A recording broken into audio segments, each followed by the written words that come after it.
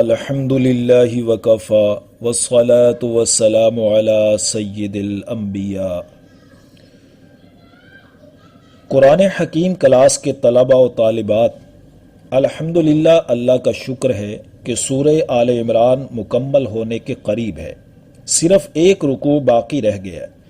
اس آخری رکوع کو پڑھنے سے پہلے میں ضروری خیال کرتا ہوں کہ پہلے آپ کے سامنے سورت کا مختصر خلاصہ بیان کر دیا جائے۔ جیسا کہ آپ کو معلوم ہے کہ سورہ آل عمران 20 رکوعات پر مشتمل ہے۔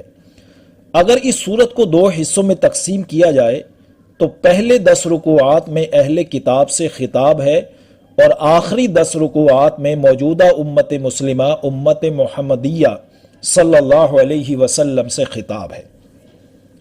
جیسا کہ آپ سن چکے ہیں کہ سورۃ البقرہ میں زیادہ تر روئے سخن اہل کتاب میں سے یہود کی طرف تھا، اور اس سورہ آل عمران میں زیادہ تر روئے سخن اہل کتاب میں سے نصارہ کی طرف ہے۔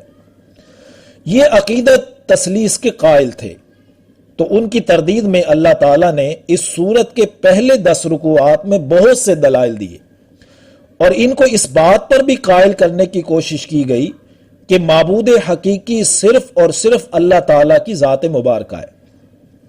سورت کے آغاز میں ہی فرما دیا کہ اللہ لا الہ الا هو الحی القیوم، کہ اللہ کے سوا کوئی اور معبود ہو ہی نہیں سکتا، کیونکہ وہ ذات حی القیوم ہے، اس کے سوا اور کوئی ذات حی القیوم نہیں ہے۔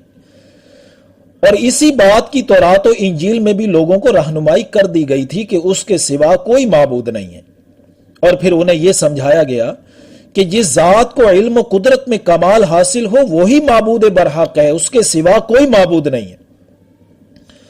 اور اگر قرآن حکیم نے حضرت عیسیٰ علیہ السلام کے لیے روح اللہ اور کلمت اللہ کے الفاظ استعمال کیے ہیں تو اس کا مطلب یہ نہیں کہ وہ خدا بن گئے۔ ان متشابہ الفاظ کے پیچھے مت پڑو، بلکہ اگر کتاب کی اصل تعلیمات حاصل کرنا چاہتے ہو تو اس بارے میں محکم آیات دیکھو۔ سورہ مریم کی آیت نمبر 30 میں حضرت عیسیٰ علیہ السلام کا اپنا فرمان مذکور ہے کہ انی عبد اللہ، کہ میں اللہ کا بندہ ہوں، یعنی معبود اللہ ہے، میں اس کا بندہ ہوں۔ پھر نصارہ کو اس انداز میں بھی خبردار کیا گیا کہ دنیاوی مقاصد اور مفادات کی خاطر قرآنی تعلیمات کا انکار مت کرو، دن قیامت مال و اولاد رشتہ داریاں یہ کام نہیں آئیں گی۔ پھر اللہ نے 3 گواہیاں پیش کی، اللہ کی، فرشتوں کی اور علم والوں کی، اس بات پر کہ اللہ کے سوا کوئی معبود نہیں۔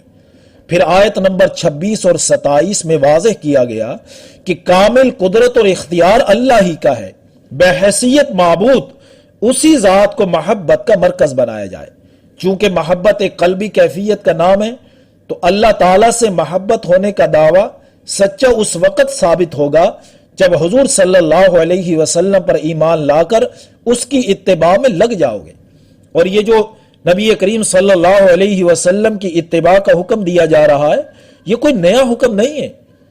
جب سے انسان وجود میں آئے ہیں اللہ تعالیٰ انبیاء کے ذریعے اپنے پیغامات بھیجتے رہے ہیں اور وہ لوگوں کو اپنی اطاعت کا حکم دیتے رہے ہیں۔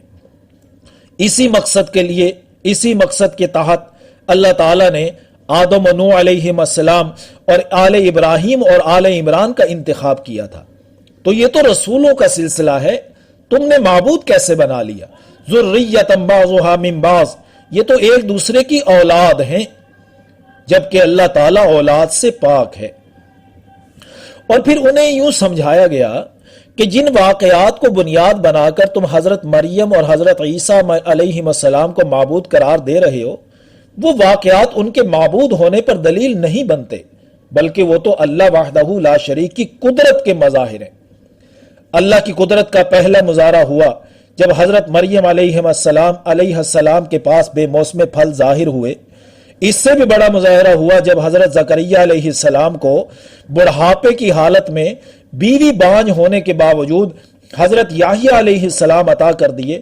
پھر اس سے بھی بڑی قدرت کے مظاہرے کو بیان کیا کہ حضرت عیسیٰ علیہ السلام کو بغیر باپ کے پیدا کر دیا۔ پھر آدم علیہ السلام کا ذکر کر کے بہت بڑے قدرت کے مظاہرے کی طرف توجہ دلائی کہ ہم نے ان کو بھی بغیر ماں باپ کے کلمہ کن سے پیدا کیا تھا۔ تو یہ اللہ کی قدرت کے مظاہر ہیں۔ اور پھر حضرت عیسیٰ علیہ السلام کا فرمان بھی ذکر کر دیا کہ انہوں نے اپنی قوم سے کہا تھا کہ ان اللہ ربی و ربکم فاعبدوہ ھذا صراط مستقیم، کہ بے شک اللہ تعالیٰ میرا بھی اور تمہارا بھی رب ہے، سو تم اسی کی عبادت کرو، یہی سیدھا راستہ ہے۔ تو یوں سارے دلائل دے کر فرمایا الحق من ربک فلا تکن من الممترین، حق وہی ہے جو تیرے رب کی طرف سے، تو آپ شک کرنے والوں میں سے نہ ہونا۔ تو یوں اللہ تعالیٰ نے پہلے 10 رکوعات میں اہل کتاب میں سے نصارہ سے تفصیلاً خطاب کیا، اور پھر اگلے اور آخری 10 رکوعات میں اہل ایمان سے خطاب کیا۔ 11ویں رکوع کے آغاز میں ہی اللہ تعالیٰ نے بہترین رہنمائی فراہم کی کہ تقوی اور فرما برداری کی روش اختیار کرو، اللہ کی رسی قرآن حکیم کو مضبوطی سے تھام لو، افتراق سے اجتناب کرو، دعوت الی الخیر، امر بالمعروف اور نہی عن المنکر کرتے رہو، ورنہ گزشتہ امت کی طرح ذلت اور رسوائی کا سامنا کرنا پڑے گا، اللہ غیر قوموں کو تمہارے اوپر مسلط کر دے گا۔ پھر یہ بھی اللہ تعالیٰ نے تلقین فرمائی کہ اللہ کے باغی لوگ تمہارا مقابلہ کریں گے، تم صبر و تقوی کا دامن نہ چھوڑنا، وہ تمہارا کچھ نہیں بگاڑ سکیں گے۔ پھر اسی 10 رکوعات کے درمیان میں 6 رکوعات 13 تا 18 میں غزوہ احد کے حالات و واقعات کو بیان کیا گیا، جس میں امت مسلمہ کو بہت سے اسباق فراہم کیے گئے، جس میں اللہ نے یہ بھی وضاحت کی تمہاری جنگ اللہ کے لیے ہونی چاہیے، اللہ کے باغیوں کے خلاف مقابلے میں بزدلی نہیں دکھانی چاہیے۔ پھر ان اوصاف کو بھی بیان کیا جن کو اپنا کر اہل ایمان کے کردار مضبوط ہوں گے، اور پھر وہ اللہ کے باغیوں کے خلاف سیسا پلائی دیوار بن سکیں گے۔ پھر یہ بھی سمجھایا گیا کہ یہ بات بھی ذہن میں رکھو کہ راہ خدا میں قتل ہو جانا شکست نہیں، کامیابی ہے۔ اور ایک اور توجہ دلوائی کہ اگر تمہارا قائد شہید ہو جائے تو ہمت نہ ہارو، کیونکہ قائد ہو یا عوام، سب کا معبود حقیقی، سب کا معبود اور سب کا معبود حقیقی ایک ہے، اور سب کا مقصود یہی ہونا چاہیے کہ ہم نے اس کی رضا کو حاصل کرنا ہے۔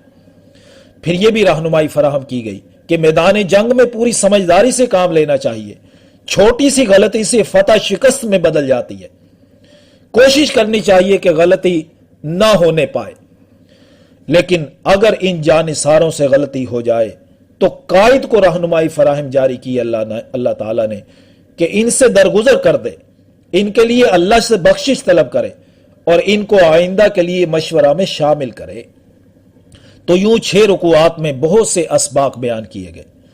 پھر رکوع نمبر 19 میں اصل کامیابی کی طرف توجہ دلوائی گئی، فَمَنْ زُحْزِحَ عَنِ النَّارِ وَأُدْخِلَ الْجَنَّةَ فَقَدْ فَازَ، کہ جو کوئی جہنم کی آگ سے بچا لیا گیا اور جنت میں داخل کر دیا گیا تو وہ کامیاب ہو گیا۔ یہ ہے اصل کامیابی، دنیا میں جو بھی ہوتا رہے، اگر یہ مل گیا تو سمجھو کامیاب ہو گیا۔ اب رکوع نمبر 20 جو آخری رکوع ہے، اس کا سبق باقی رہ گیا، خلاصہ میں نے ذکر کر دیا، آخری رکوع کو ذرا سمجھیے۔ نبی کریم صلی اللہ علیہ وسلم جب نماز تہجد کے لیے بیدار ہوتے نا تو آسمان کی طرف دیکھتے ہوئے اس رکوع کی تلاوت کیا کرتے تھے، یہ سورہ آل عمران کے آخری رکوع کی۔ اور جس رات یہ آیات نازل ہوئی تھی اس ساری رات آپ صلی اللہ علیہ وسلم پر رکت طاری رہی۔ اس رات آپ نے نماز تہجد میں لمبے لمبے سجدے کیے، سجدہ گاہ آنسوؤں سے تر ہو گئی۔ نماز تہجد سے فارغ ہو کر آپ کچھ دیر کے لیے لیٹ گئے۔ حضرت بلال رضی اللہ تعالی عنہ نے نماز فجر کی اطلاع دینے کے لیے وہ حاضر ہوئے، انہوں نے آپ صلی اللہ علیہ وسلم کو اٹھایا تو اس وقت بھی آپ کے چہرے پر یہ رکت طاری تھی۔ حضرت عائشہ رضی اللہ تعالی عنہ فرماتی ہیں، میں نے عرض کیا آپ اس قدر گریہ زاری کیوں کرتے ہیں، حالانکہ اللہ تعالیٰ نے آپ کے اگلے پچھلے گناہ معاف نہیں کر دیے؟ تو آپ صلی اللہ علیہ وسلم نے فرمایا، کیا میں اللہ کا شکر گزار بندہ نہ بنوں؟ گویا آپ پر جو رکت طاری ہوئی تھی اور آنسو جاری ہوئے تھے اور آپ صلی اللہ علیہ وسلم نے طویل طویل سجدے کیے تھے، یہ بطور شکرانے کے کیے تھے۔ پھر آپ صلی اللہ علیہ وسلم نے ان آیات کو تلاوت کر کے فرمایا کہ بڑی ہلاکت ہے اس شخص کے لیے جس نے ان آیتوں کو پڑھا اور ان میں غور نہیں کیا۔ اب دیکھیے سورہ آل عمران کے آخری رکوع کی پہلی آیت کو، ان فی خلق السماوات والارض واختلاف اللیل والنہار، بے شک آسمانوں اور زمین کی پیدائش میں اور دن اور رات کے آنے جانے میں لآیات لأولی الالباب، عقل مندوں کے لیے نشانیاں، دلائل موجود ہیں۔ یعنی اہل کتاب یا کوئی بھی جو اللہ کی توحید پر دلائل مانگ رہے ہوں، اگر وہ عقل سلیم رکھتے ہیں تو کائنات میں پھیلے ہوئے مظاہر فطرت دیکھ لیں، کھول آنکھ، زمین دیکھ، فلک دیکھ، فضا دیکھ، مشرق سے ابھرتے ہوئے سورج کو ذرا دیکھ، یہ بلا شرکت غیر اسی ذات کی تخلیق ہے۔ یہ فضاؤں کی وسعتیں، پھر فضاؤں میں سینکڑوں نہیں، لاکھوں نہیں، ان سے بھی بڑھ کر کہکشائیں گھوم رہی ہیں، کروڑوں اربوں کھربوں کی تعداد میں سیارے ستارے گردش کر رہے ہیں، ایوری تھنگ از موونگ، اور ان کی ٹائمنگ آج تک کوئی فرق نہیں پڑا۔ تو معلوم ہوا وہ چلانے والا ایک ہی ہے، کیونکہ اگر دو ہوتے یا تین ہوتے تو کبھی تو حکم میں ٹکراؤ ہوتا نا، اور اگر حکم میں ٹکراؤ ہوتا تو یہ فضاؤں میں موجود سیارے اور ستارے بھی آپس میں ٹکرا جاتے۔ جو صدیوں سے کائنات چل رہی ہے، معلوم ہوتا ہے کہ اس کائنات کا بنانے والا بھی باکمال ہے اور اس کو چلانے والا بھی ایک ہی ہے، اور وہ ہے اللہ تعالیٰ کی ذات عالیہ، لا الہ الا اللہ، اللہ کے سوا کوئی معبود نہیں۔ اب ہم اپنی بات اسی پر ختم کرتے ہیں۔ اللہ تعالیٰ اس رکوع کی بقیہ آیات انشاءاللہ اگلی نشست میں بیان کریں گے۔ تو اللہ تعالیٰ ہمیں قرآنی آیات کے مطابق غور و فکر کرنے کی توفیق نصیب فرمائے، آمین یا رب العالمین۔